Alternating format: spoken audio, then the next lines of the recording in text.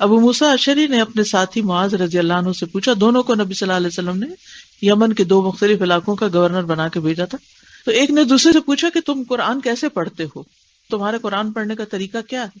انہوں نے کہا، میں تو رات کی شروع میں سوتا ہوں، پھر اپنی نیند کا ایک حصہ پورا کر کے اٹھ جاتا ہوں، اور جو کچھ اللہ نے میرے لیے مقدر کیا میں اسے پڑھتا ہوں۔ یہ عربی کے الفاظ زیادہ جامع ہیں۔ فَأَحْتَسِبُ نَوْمَتِي كَمَا أَحْتَسِبُ قَوْمَتِي، تو میں اپنی نیند کو بھی اجر کا باعث سمجھتا ہوں جس طرح میں اپنے قیام کو اجر کا باعث سمجھتا ہوں۔ یعنی ان کا کہ میں رات کے ایک حصے میں سوتا ہوں، پھر ایک حصے میں اٹھ کے تہجد پڑھتا ہوں، جتنا اللہ چاہتا ہے قرآن پڑھ لیتا ہوں، اور صرف میں اس تہجد کو ہی عبادت نہیں سمجھتا، میں اپنی نیند کو بھی عبادت سمجھتا ہوں۔ وہ کیوں؟ نیند کب عبادت بنتی ہے؟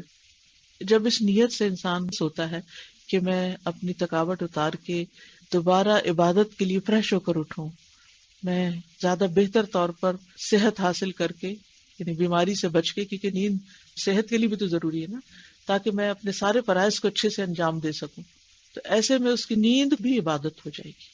تو اچھی نیت سے عادات بھی عبادات بن جاتی ہیں۔ سونا ہماری ضرورت ہے، عادت ہے۔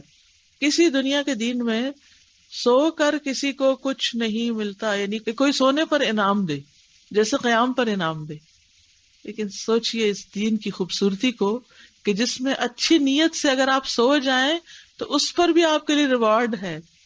تو ہم صرف قیام کو باعث انعام سمجھتے ہیں، نیند کو باعث انعام نہیں سمجھتے۔ اس سے نیت کی اہمیت کا پتہ چلتا ہے کہ جب ہم ہر عمل اللہ کے لیے کرتے ہیں تو وہ سب کا سب عبادت بن جاتا ہے۔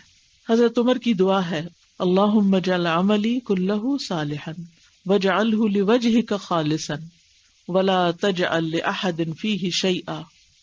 عمر بن خطاب رضی اللہ عنہ دعا کیا کرتے تھے، اے اللہ میرے سارے عمل کو صالح بنا دے، یعنی میرے سارے کے سارے کام 24/7 سب عبادت ہو، سب نیک ہو، اور اسے اپنے چہرے کے لیے خالص کر لے، اور اس میں کسی ایک کے لیے بھی کوئی حصہ نہ رکھ، میرا کوئی بھی عمل کسی اور کے لیے نہ ہو، میرے سارے عمل تیرے لیے ہوں۔ کبھی ہمیں تو سوچ بھی نہیں آئی کیسی دعا کریں۔ ہم اپنے لیے کیوں نہیں چاہتے کہ میرے سارے ہی کام عبادت ہو جائیں، قیامت کے دن اٹھوں تو سارے کا سارا ہی نامہ اعمال نیکیوں کے پلڑے میں جائے، اور اس میں سے کچھ بھی لیفٹ سائڈ کے لیے نہ ہو۔ اٹھنا، بیٹھنا، چلنا، پھرنا، کھانا، پینا، محبت، دشمنی، دوستی، کسی کے ساتھ کسی بھی طرح کا لین دین، یا اللہ سارا ہی عبادت بنا دے۔